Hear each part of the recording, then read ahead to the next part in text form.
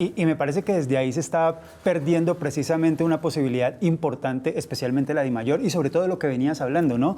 De esa inclusión social. Mire, cuando uno empieza a revisar el fútbol y lo que ha sido la historia del fútbol, uno encuentra en el deporte y la disciplina como tal un factor social que primero terminó rompiendo barreras en algún momento sociales y juntó a las clases sociales en una sola intención y en una sola pasión, en este caso el fútbol. Cuando uno recuerda por ahí Brasil, en Brasil los dueños del fútbol en principio eran las clases altas, pero los primeros ídolos realmente estaban en las favelas y a partir de ahí se empieza a buscar esa integración. Y hoy creo que la DIMAYOR me parece que está dando un mensaje erróneo respecto a lo que es la inclusión en el fútbol, tratando casi que siempre de minimizar lo que es la participación de la mujer en el fútbol. Sí, a ver, yo creo que, y tenemos que empezar a avanzar en esta narrativa, ¿no? Es claro que nosotros tenemos que estar pendientes de lo que hagan los entes que rigen el fútbol en Colombia, ya que ellos tienen la responsabilidad de fomentarlo, y siempre vamos a estar muy al pie de que existan proyectos deportivos y por supuesto que se garanticen los derechos laborales y todo tipo de derechos que requieren los deportistas que disputan un deporte a nivel profesional. Pero creo que tenemos que salir de la narrativa de la crítica. Hay que entender un poco la estructura y la situación de los clubes en Colombia. Estos 3.000 millones son una inversión muy importante, pero tienen que ser invertidos en logística. Por lo tanto, los problemas de fondo que tienen que ver con la estabilidad económica o la situación de los clubes sigue siendo la misma y ellos deben tomar las decisiones a partir de esas condiciones. Entonces, más allá de los lineamientos que diga la DIMAYOR o que dicte y que por eso desde ahí esa política tiene que estar muy firme. Luego va a depender de decisiones de los clubes y entendemos que en la estructura del fútbol también hay problemas incluso en la rama masculina. Entonces estamos hablando de un problema que supera el tema femenino, que evidentemente por lo que sí tenemos que velar es porque las brechas se disminuyan cada vez, que haya una necesidad de reconocer esto y sobre todo es que siempre cuando hablamos de deporte femenino y de inclusión y equidad, lo que intentamos hacer es que todas las personas que toman decisiones en el poder, que toman decisiones que puedan generar políticas de inclusión, entiendan que esto es relevante.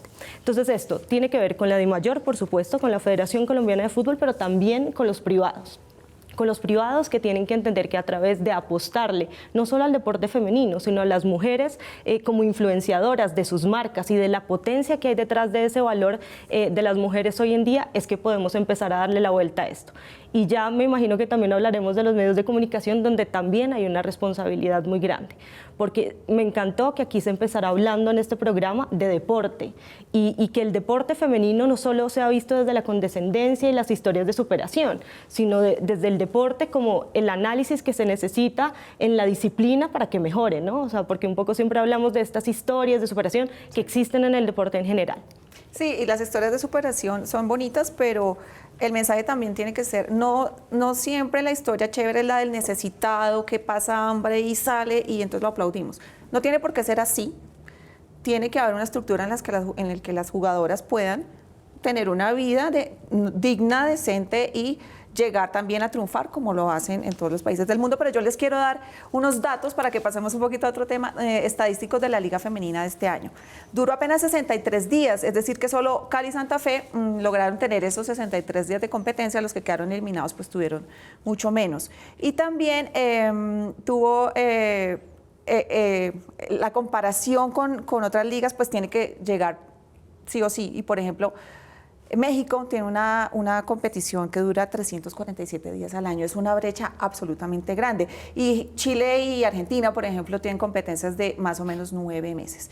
Entonces tú decías, es que las empresas privadas se tienen que vincular, pero si usted presenta un producto de 63 días, está muy difícil también hacerlo, ¿no? Claro, o sea, esto siempre es el huevo o la gallina, ¿no? Que es primero.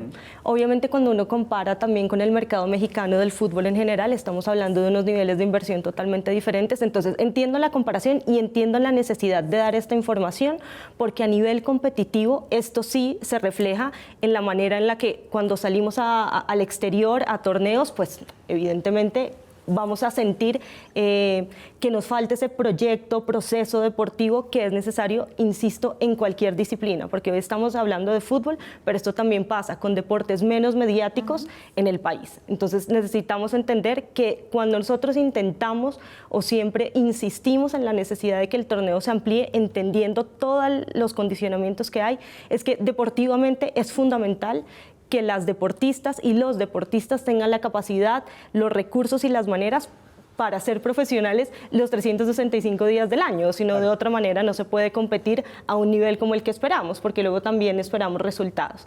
¿Qué es lo que para mí falta, sobre todo en el proyecto a partir de Federación y de Mayor? Incluir a más mujeres, incluir a todas esas futbolistas que también ya han hecho trayectoria, que tienen sus clubes de fútbol, que entienden un poco de gerencia, de organización, porque solo escuchándoles y entendiendo y poniendo ese otro lado de la balanza seguramente se van a poder construir proyectos que, como usted decía, que estoy totalmente de acuerdo, sean atractivos también para la empresa privada. Claro, y es que al incluir o hacer esta inclusión, como lo habla Sara, uno puede empezar a encontrar también ideas y perspectivas diferentes de cómo se puede llevar el espectáculo que al final termina siendo el fútbol a términos, primero, de buscar patrocinadores para poder tener esa inyección económica que se necesita para poder empezar a tener el sostenimiento a largo plazo. Y es que, mire, cuando hoy uno revisa los números del fútbol femenino, ha cambiado completamente el negocio.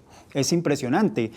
Tengo aquí, por ejemplo, el Mundial de 2019 fueron más de 1.120 millones de personas las que vieron el Mundial, un minuto o más, muchas veces. Y además, el continente o la región que más vio ese mundial fue Sudamérica. Lo que estamos hablando es que aquí tenemos un nicho muy importante en el que se puede trabajar porque le gusta el espectáculo del fútbol femenino. Me parece que al ampliar esa visión, como usted lo venía diciendo, se pueden encontrar también esas perspectivas para que se pueda llegar a algo completamente diferente y a partir de ahí poder hacer de esto todo un espectáculo, o por lo menos el que todos queremos, para poder que las mujeres también puedan no solamente jugar al fútbol, sino que tengan ese sostenimiento a largo plazo y no solamente en una liga de 2 meses. Sin duda ese Mundial de 2019 es un gran hito para el fútbol femenino, por muchas razones. Porque desde la organización se le dio un poco la misma visibilidad que se le da al Mundial de hombres. Si bien aún dentro de los calendarios sigue habiendo como que se traslapan uno y otro, que no debería pasar si les queremos dar visibilidad, que ya empiezan a haber referentes muy fuertes y esto tiene que ver, uno, con que niñas y jóvenes en el futuro puedan inspirarse en querer ser lo que quieran ser, pero también en que el desarrollo del fútbol como deporte también tenga un interés. Entonces la figura de Megan Rapinoe, por ejemplo, es muy importante porque si hay algo que siempre ha pasado con las mujeres futbolistas es que como tienen que militar todas las causas. No solo se milita por los derechos propios, sino se milita un poco o se vuelven activistas de las libertades, de la equidad, de la inclusión, de la igualdad. Entonces vemos figuras sociales muy potentes también desde el deporte y esos datos, tanto de audiencia, lo que revelan es que hay algo que hay que tener en cuenta también desde el deporte y es que las mujeres no somos un nicho. Las mujeres no somos un nicho.